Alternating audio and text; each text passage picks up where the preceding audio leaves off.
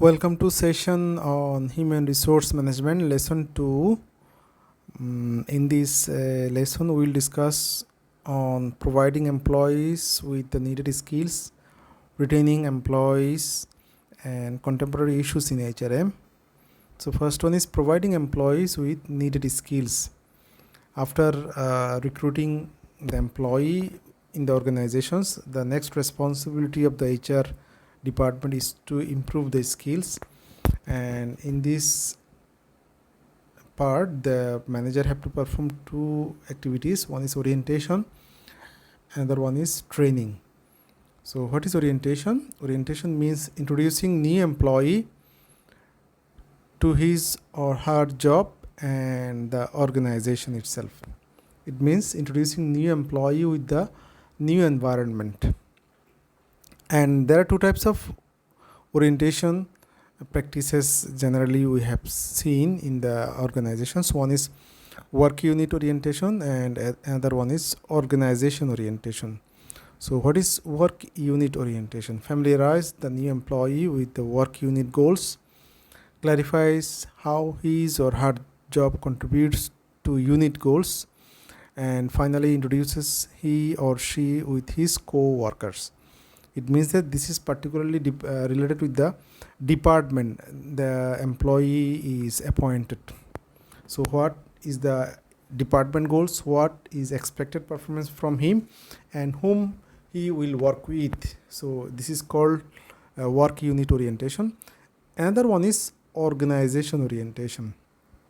Informs new employee about the organization's objectives, history, philosophy, procedures, and rules. It includes a tour of the entire facility. It means that first one was the work unit, under which department he is going to join. But the later one is that entire organization will be introduced to the employee. What is the other department, where is it located, what is his office location, what is the factory location. So everything is clearly discussed. What is the ultimate goal of the organization, what was the past performance, what is present performance, what is expected performance of the organization. That is called organization orientation. Orientation is very important because the new employee feel comfortable and fairly well adjusted. Whenever any person go to new places, they have some anxiety regarding the environment, but if they are oriented well, it helps to reduce the anxiety, lowers likelihood of poor work performance. At the new places, sometimes workers feel uncomfortable. They are not able to display their appropriate skills. But if they orient well, sometimes it reduces the discomfort. And finally, it reduces the probability of a premature resignation. Sometimes if the newly appointed employee is not able to cope up with the situations, some employee may quit from the organization. So it is very expensive for the organization. So they need to orient well so that all the newly appointed employee feel comfortable and they can cope up with the new situation. Next one is training. Training is teaching or developing skills, knowledge, or fitness that relate to specific useful competencies. So training helps the employee to learn something new or to develop from existing level. There are two types of training we can see in the organization. One is general training, other one is specific training. General training means the training as usual done by every organization, and it is mostly based on some common topic like communication skill, computer system application and programming, customer service, executive development, management skills development, personal growth, sales, supervisory skills, and technical skills and knowledge. These all are general training concept. But there are some specific training based on some necessity. For example, an employee have some particular problems. To improve from this problem, he might be join with any training program to settle his problem. Sometimes due to technological changes, the employee also need to learn something new That is called specific trainings like basic skills, work skills, creativity, customer education, and so on. Training methods, generally two-way are available to train the employee. One is traditional method, another one is technology based training method. So here we will discuss about 6 traditional training method. One is on the job training. Employees learn how to do tasks simply by performing them, usually after an initial introduction to the task. An employee will introduce how to do a particular job, and after that introduction he will start to perform it, and person from other side will observe how he is performing, what if there is any problem to perform his duties or not. That is called on the job training, and he will be immediately guided if he make any mistake. Job rotation. Employees work at different jobs in a particular area, getting exposure to a variety of tasks. Job rotation means transferring several departments so that the employee will get opportunity to learn different types of knowledge. For example, one employee is appointed for first week in the HR department, next week with marketing department, next week with finance department, next week accounts department. By doing so, he will get the basic knowledge about every department of the organization. That is called job rotation. Mentoring and coaching. Employees work with an experienced worker who provide information, support and encouragement, also called apprenticeships in certain industries. In some cases, like the playing team, like the student advisor, a person is appointed to identify the problem, to guide them, and to advise them. Experimental exercise. Employees participate in role-playing, simulations, or other face-to-face types of training. Experimental exercise means when newly appointed employee is appointed in the organization, it's necessary to see how they perform with their job. So before posting their original job, they will appointed similar kinds of job in other part of the organizations, just to see how they perform it. Is there any problem to understand or perform that job? Whenever they do any mistake, they will be guided by a person to solve it. That is called experimental exercise. Workbooks or manuals. It is also a written format. Employees refer to training workbooks and manuals for information. Manual means we know that this is an instructional guideline to perform a job, and sometimes the written guideline is given to the worker, and by following this written guideline they can perform their job also. Classroom lecture. This is very simple and very easy. Employees attend the lectures designed to convey a specific information. In the lecture, classroom lecture, the newly appointed employee will learn information about some specific topic by a lecturer. So that are the traditional training method.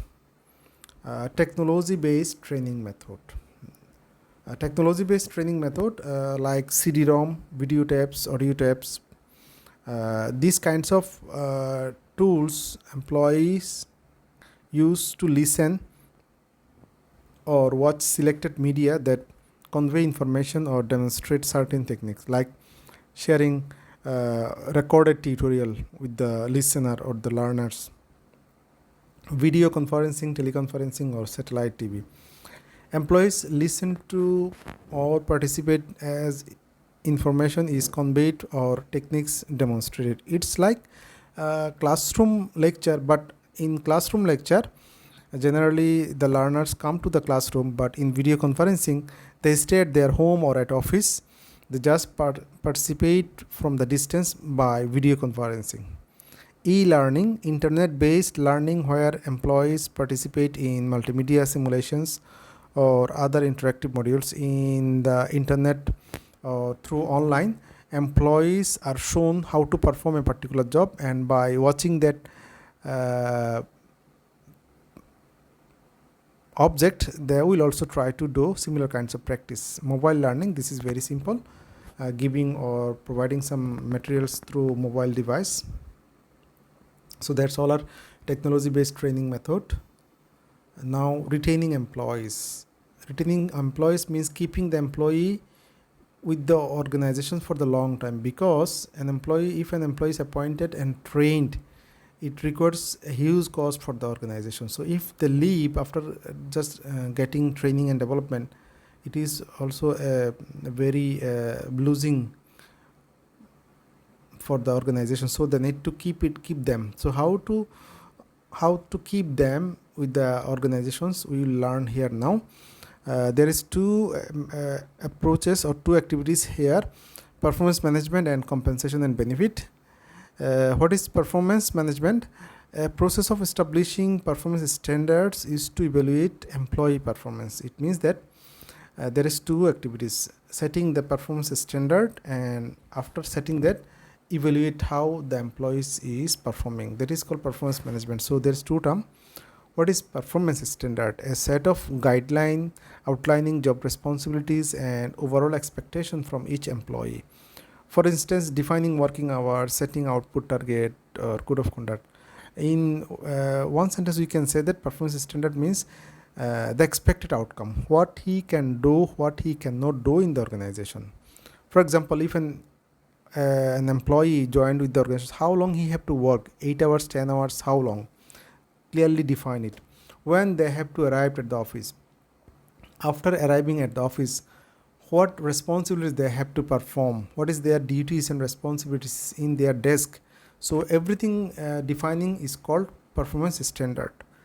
Now performance appraisal. So after defining the standards, or after telling an employee you have to do this, the next one is that the employer will see whether they are performing according to their performance standard or not. For example, if an employee is told to produce 100 units of product in a day, so after completion of the day, the employer will check how many he have performed, whether he is produced equal number or more or less than his standard. That is called performance appraisal. Now we will see different types of performance appraisal method. There are some method we can apply for measuring or appraising performance of the employee. One is written essay. Evaluator writes the descriptions of employees' strength and weakness, past performance and potential, and provide suggestions for improvement. A person or a boss will follow up the duties and responsibilities of his follower, and he will take notes. Which one is good performance, which one is not good, which one have to improve, and after that he will advise him how to improve it. This is called written essay. It is the advantage is that this is simple to use, but the problem is that sometime the evaluator may overlook the good performance of the employee, because it is not possible to go through all the performance of the employee at all the time. Critical incident. Evaluator focus on critical behaviors that separate effective and ineffective performance. For instance, dispute settlement by HR personnel. Critical incident. Critical means that is not always happened in the organization. In some occasion or some cases or irregular basis, that types of event may occur. In that emergency, how the employee behave, this is called critical incident methodology. The advantage is that this is rich and behaviorally used, and this is, but the problem is that time consuming. When the critical incident will occur and the time they will be observed, sometime this is very complex for the organizations to measure the performance by using that critical incident. Number 3, graphic rating scale. Graphic means we know that putting the information into the graph, but what is rating scale? Rating scale means there are some particular criteria based on which the employee will be evaluated, and they will be given some point. For example, one criteria is communication skill. So out of 5, how much an employee is achieved. Another one is technical skill. Out of 5, how much he achieved. So by this way, accumulating all the criteria, score based on all the criteria, and the employer will arrange in a graph and then compare with his previous performance and the current performance and the standard also. If there is any gap, he will be guided as per. The advantage is that provides quantitative data, and this is not time consuming, but the problem is that it doesn't provide in-depth information on behavior. If there is any behavioral issue which is not possible to quantify at the time, this graphic rating method not work well. Behaviorally anchored rating scale, popular approach that combines elements from critical incident and graphic rating scale. So this is also similar to graphic rating scale, but this graph or this rating scale is prepared based on critical incident, not for the regular job.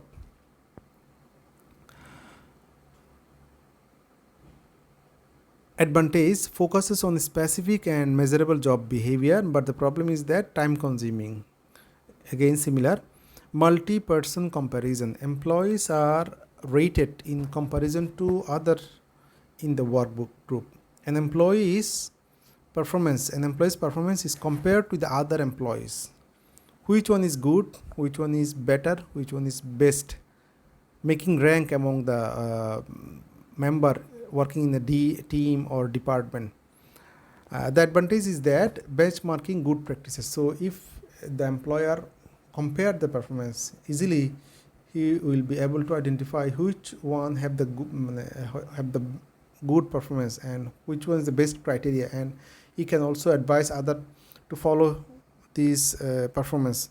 But the problem is that if the group is large, many people are working in the same department or same unit, it's not possible to compare everyone at a time.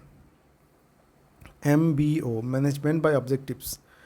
Employees are evaluated on how well they accomplish specific goals.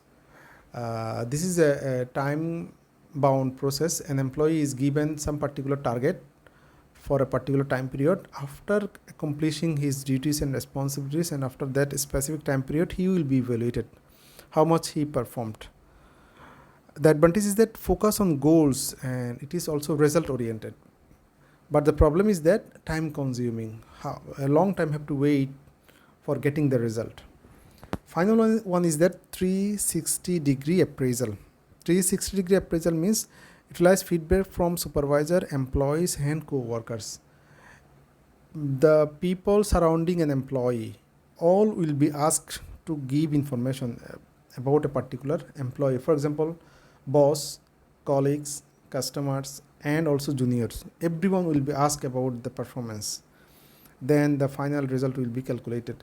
The advantage is that thorough or detailed. That means detailed information are possible to collect about a particular employee for the evaluation, but the problem is that time consuming. It is time consuming to talk with all the people. So that are the performance appraisal methods. Now employee compensation. Compensation include wages and salaries, while benefits includes things like health insurance, vacations, time, and pension plans. So in one word or one sentence, we can say that compensation means the return the employee received from the employer in response to his performance. Benefits of fair or appropriate compensation. So if the compensation is appropriate, it helps attract and retain high performance employees. So if an employee think that he is getting appropriate compensation, he will be satisfied and he will continue for the organization for the long time. And impacts on the strategic performance of the firm. Some employees are key personnel for the employee. So if the employer can keep them with the organization for the long time, it will help them to make a competitive position in the market. Major types of compensation. There are two types of compensation exist in the organization: skill-based and variable-based. Skill-based pay, a pay system that rewards employees for the job skills they can demonstrate. For instance, multi-skilled candidate will get higher salary than single-skilled people. So this is very simple skill-based pay. If a position or if a job required different types of skill like communication skill, presentation skill, technical skill, conceptual skill, so these types of worker will get higher salary than which job required only one or two skills. Variable pay, a pay system in which an individual's compensation is contingent on performance. For instance, more productivity, more salary. Variable pay, the amount of product an employee able to produce, he will get proportionate salary. If he produce more, he will get more salary. If he produce lower amount of goods, he will get less amount of salary. Factors influencing compensation. So many factors are addressed here. Employee's tenure and performance, kind of job performed, kind of business, unionization, labor or capital intensive organizations, management philosophy, geographical location, company profitability, size of the company. So many factors affect the compensation and benefit. For example, kind of job, if the job is complex, the amount of salary is more. For example, geographical location, some location where the working environment is not good, at the time the employee is given dislocation or risk allowance, something like that. So by considering this factor, the compensation may be high or low. Contemporary issues in HRM, there are some issues we have to consider in current practices. Downsizing, harassment, HR cost. Downsizing, first one, managing downsizing. Downsizing means the planned elimination of jobs in an organization for many reasons, like for economic recession, declining market share, overly aggressive growth, or poorly managed. An employer need to reduce their job. For example, an ice cream company. So in summer they have huge amount of demand, but in winter their demand is low. So at the time in winter they have to reduce the number of workers. So reducing the number of workers at the time is called downsizing. So this is one example, but for many reasons the employer need to reduce the job. So how they can do it? Tips for managing downsizing. Provide an open and honest communication. The employee will be told why they are terminated, under which situation. Honestly, explain the reason for downsizing, why they are terminating from the organization. Provide assistance to employees being downsized. Those who are terminated from the organizations, they have given some incentive or amount of money so that they can survive for the time being. And reassure and counseling to surviving employees. Sometimes this downsizing also create an anxiety for the existing employee. They think that they also might be terminated, but those who remain with the organization, they have to be assured that okay, now what have done, that's it done, and you will continue for the organizations. So this will help to reduce the anxiety. Managing harassment. Harassment is an unwanted activity or physically abusing, insulting, or otherwise harming that affect an individual's employment. So harassment, this is very important issue in current situation.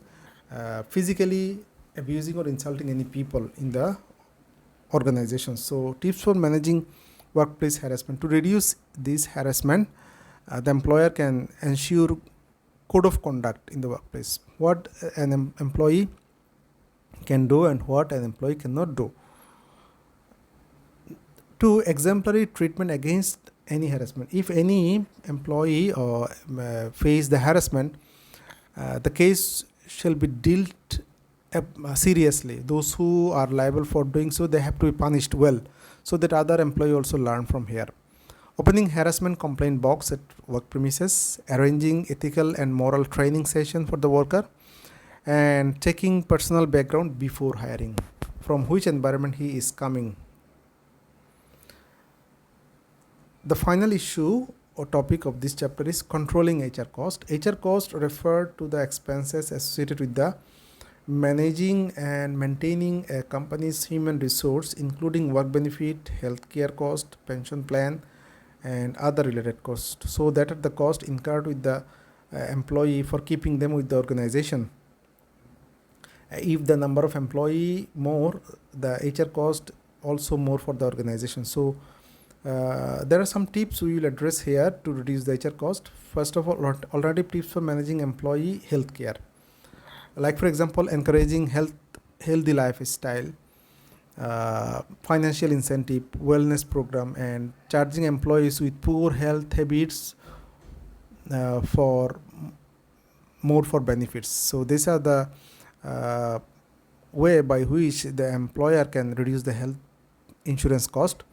And alternative tips for managing employee pension plan: contractual appointment help reducing pension cost. If an employee focus mostly on contractual employment, after completion of the specific time period, they will automatically terminate it. At the time, the pension cost will be reduced for the organization. So that are the techniques by which an organizations can control the HR cost. So these are the basic terms of this chapter. The learners have to understand well, to understand all the theory and topic that discussed here. So this is the summary. Lesson 1 and lesson 2 we have discussed till now under these two lessons. In lesson 1 we have discussed about concept of HRM, factors affecting HRM, identifying and selecting competent employees. In lesson 2 we have discussed about providing employees with needed skills, retaining employees, and contemporary issues in HRM. Hope our learners will get the expected knowledge or ideas they are expecting from this chapter. So that's all for today. Thank you for your patience hearing.